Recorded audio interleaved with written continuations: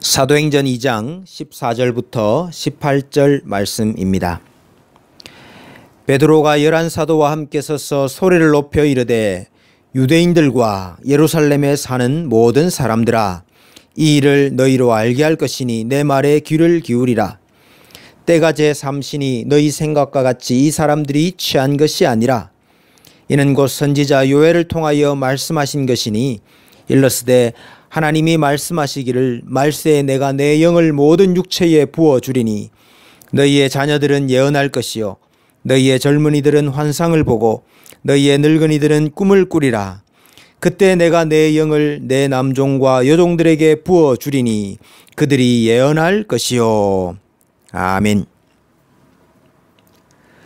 요엘서에서는 그 후에 라고 기록했는데 베드로는 말세에 라고 해석하며 인용하고 있습니다. 베드로는 오순절 성령 강림 사건이 일어나는 이때를 가리켜서 말세라 했습니다. 우리는 종종 지금 우리의 입장에서 말세, 종말, 마지막 때를 생각할 때가 많습니다. 그러나 1차적으로는 신약 성경이 말하는 그 시대의 관점에서, 즉 구약의 관점에서 종말과 말세를 생각해야 합니다. 구약 성경의 마지막은 이렇게 끝이 납니다. 말라기 4장 5절 6절에 보면 보라, 여호와의 크고 두려운 날이 이르기 전에 내가 선지자 엘리야를 너희에게 보내리니 그가 아버지의 마음을 자녀에게로 돌이키게 하고 자녀들의 마음을 그들의 아버지에게로 돌이키게 하리라. 돌이키지 아니하면 두렵건대 내가 와서 저주로 그 땅을 칠까 하노라 하시니라. 여호와의 크고 두려운 날이 이르기 전에 선지자 엘리야가 올 것이라 그랬습니다. 그런데 예수님은 오리라 한 그 엘리야가 바로 세례 요한이라고 증거하셨습니다. 세례 요한이 와서 한 일이 무엇입니까? 바로 자녀들의 마음을 아버지에게로 돌이키게 한 것입니다. 그들에게 임박한 심판을 경고했습니다. 이미 도끼가 나무 뿌리에 놓였으니 좋은 열매를 맺지 아니하는 나무마다 찍혀 불에 던져지리라. 이 말씀은 지금 우리가 기다리고 있는 마지막 날, 종말을 말하는 것이 아닙니다. 옛 언약 백성들이 당할 심판의 때를 말하고 있는 것이지요. 독사의 자식들아, 누가 너희를 가리켜 임박한 진노를 피하라 하더냐. 자기 백성들에게 임할 임박한 진노입니다.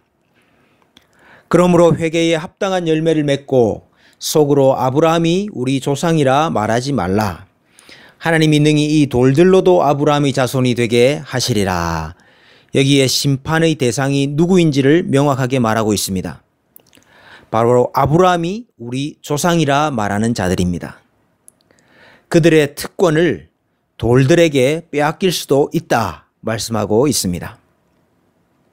엘리야가 왔다 하는 이 사실은 여호와의 크고 두려운 날이 임박했다 하는 증거인 것입니다. 그래서 신약 성경은 여호와의 크고 두려운 날, 마지막 날, 종말에 대한 기록이라 말할 수 있습니다. 종말에 되어질 일들이 무엇입니까? 심판이지요. 말세는 심판의 날입니다. 그래서 두렵고 떨리는 여호와의 날입니다. 그런데 그 심판의 대상이 누구입니까? 유대인들은 그 심판의 대상이 이방이라고 생각했습니다. 그러나 성경은 그 심판의 대상이 바로 예수님을 십자가에 못 박은 옛 언약 백성들임을 지적하고 있습니다. 구약 시대를 거쳐서 지금까지 하나님께서 참고 기다려온 바로 그 옛 언약 백성에 대한 마지막 심판인 것입니다. 이제 옛 이스라엘 백성들이 언약의 복을 주도적으로 독점하고 있었던 그 시대가 끝날 것입니다. 이 사실을 알면 왜 신약 성경이 신약 당시 시대를 가리켜서 말세라 하는지를 이해할 수 있습니다.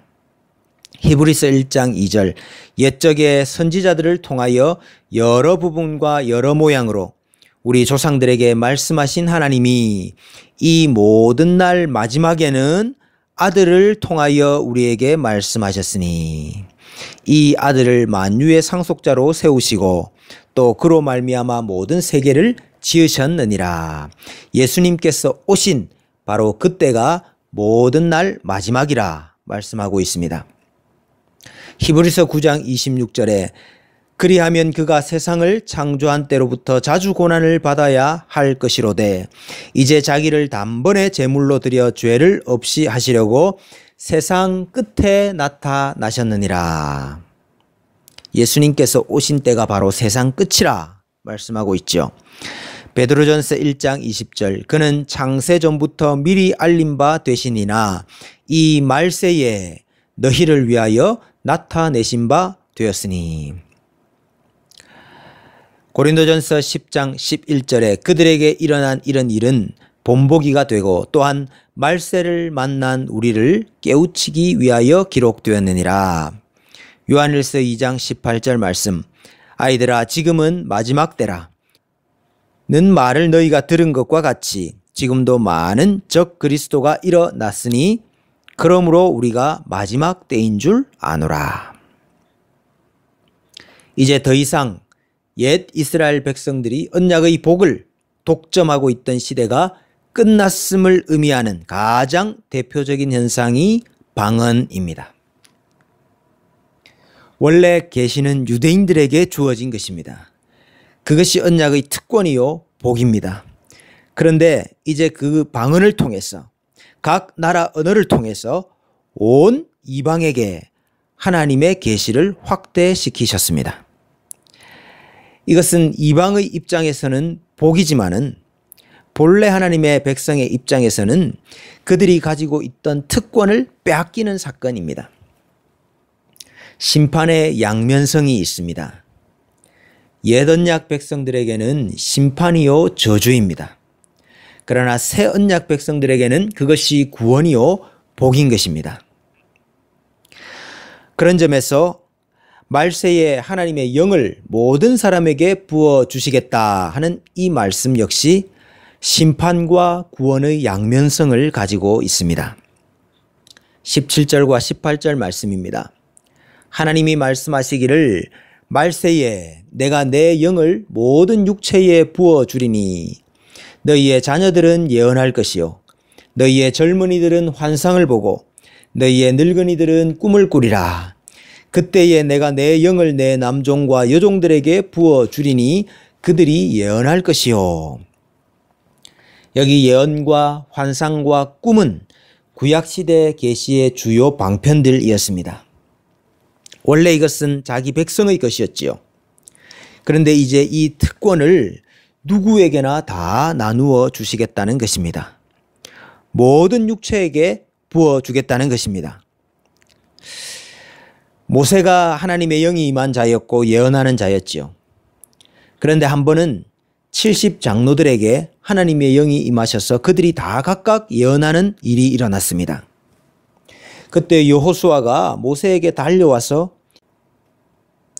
이들이 예언하는 것을 말리소서 그랬습니다. 그렇습니다. 그것이 바로 구약입니다.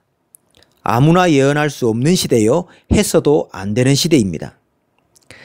그때 모세가 이렇게 말을 합니다. 민수기 11장 29절에 모세가 그에게 이르되 내가 나를 두고 시기하느냐.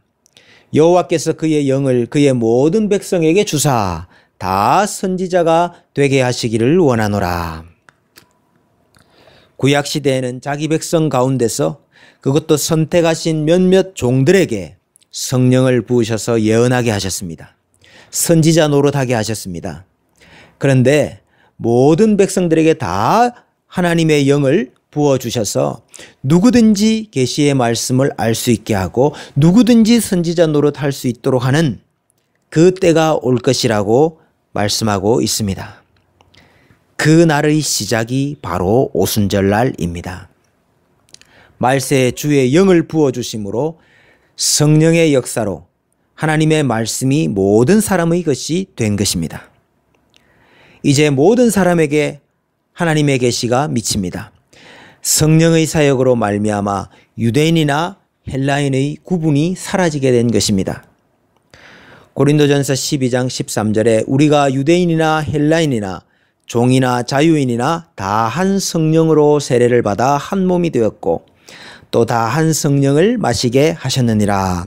로마서 1장 16절 내가 복음을 부끄러워하지 아니하노니 이 복음은 모든 믿는 자에게 구원을 주시는 하나님의 능력이 됨이라. 먼저는 유대인에게요 그리고 헬라인에게로다.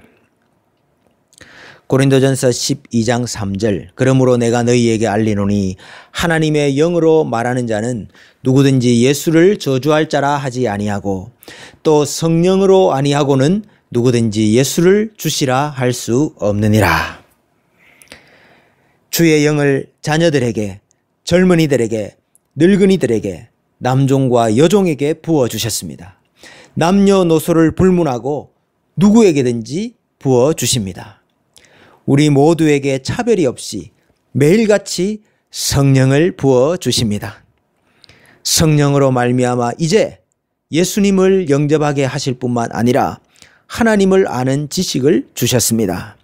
하나님을 알고 하나님을 사랑하고 하나님을 믿으며 하나님을 의지하게 해 주신 것입니다. 하나님을 아는 것이 복입니다. 하나님께 가까이 하는 것이 복입니다. 자랑하는 자는 이것으로 자랑할지니 곧 명철하여 나를 아는 것이라 그랬습니다. 성령으로 말미암아 이제 믿지 않는 가족들이 하나님을 알게 하시고 친구들이 이웃들이 온 세상이 하나님을 아는 역사가 있게 하십니다. 누구든지 주님을 알게 하십니다. 누구든지 주께로 돌아오게 하십니다. 주의 영이 가득하사 주의 백성이 가득하게 하시기를 원합니다.